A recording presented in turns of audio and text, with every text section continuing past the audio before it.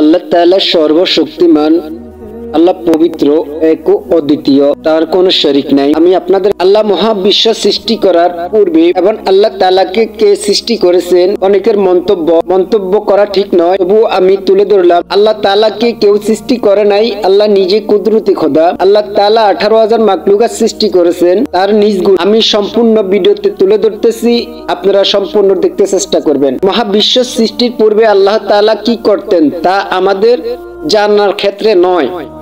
আর আল্লাহ তাআলার সময় আল্লাহ তাআলা আগে থেকে অস্তিত্বমান। আমরা বিশ্বাস করি আল্লাহ তাআলা চিরন্তর সৃষ্টিকর্তা এবং সকল জিনিসের উপর পূর্ণ। তিনি সর্বদা জ্ঞানী, সর্বশক্তিমান এবং ন্যায়পরায়ণ। মহাবিশ্বের সৃষ্টির পূর্বে তিনি কি করতেন তার সম্পর্কে আমাদের কাছে স্পষ্ট কোনো জ্ঞান নেই, তবে কোরআন ও হাদিসে কিছু বর্ণনা থেকে আমরা কিছু ধারণা করতে পারি। কোরআনে বলা হয়েছে আল্লাহ ছাড়া আর কোনো সত্যিকার ইলাহ নেই। তিনি জীবন্ত, চিরন্তর থাকে, তাকে ঘুম ছুঁয়ে যায় না, নিদ্রাও পায় না। আসমান ও জমিন যা কিছু আছে তা তার মালিকানা, তার অনুমতি ছাড়া তার কাছে কেউ সুপারিশ করতে পারে না। আল্লাহু আকবার।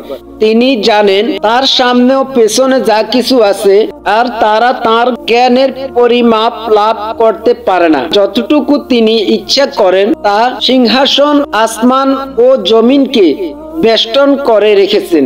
আল্লাহু আকবার। আর আসমান ও জমিনের রক্ষণাবেক্ষণ তাকে ক্লান্ত করে না। তিনি মহান। সূরা আল বাকারা আয়াত নম্বর 255।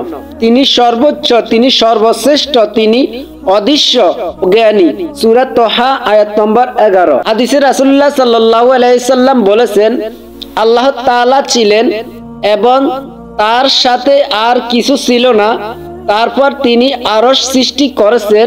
সহিহ বুখারী ও মুসলিম শরীফ। আল্লাহ তাআলা পানির উপরে আরশ স্থাপন করেছেন। সহিহ মুসলিম শরীফ।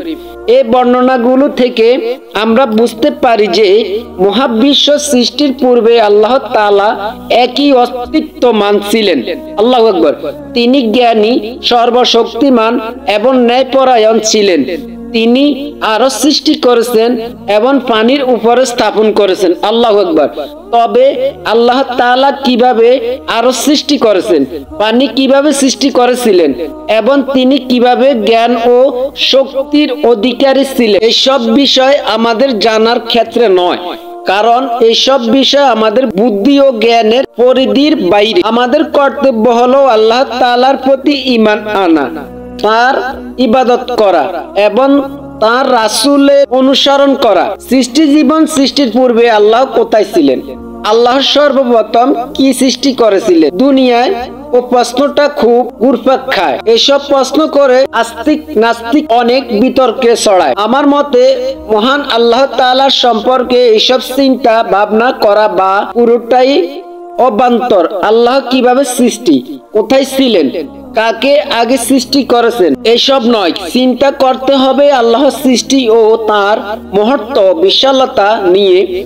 যদিও তার সৃষ্টি কৌশল ও বিশালতা মানুষের পক্ষে জানা সম্ভব নয়, অনেকে এইসব নিয়ে আলোচনার সময় বিভিন্ন হাদিসের উদাহরণ টানেন।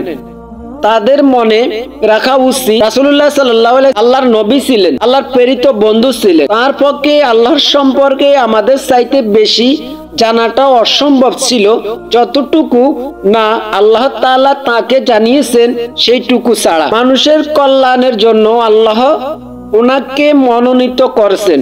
সুবহানাল্লাহ।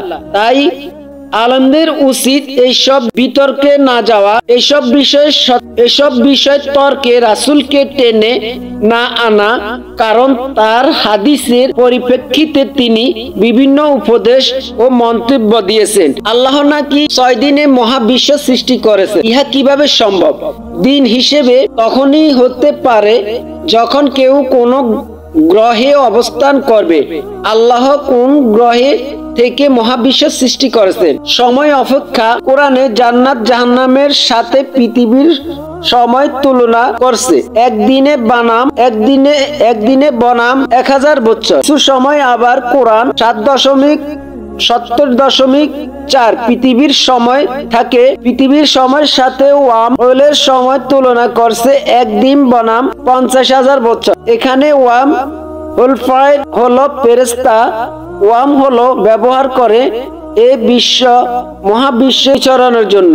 মুসলিমের জন্য যে জান্নাত আর জাহান্নাম উভয় পৃথিবীর চেয়ে অতিবৃত্ত, কিন্তু এখন পর্যন্ত আল্লাহ অবশ্যই সে অতি কুদরতর।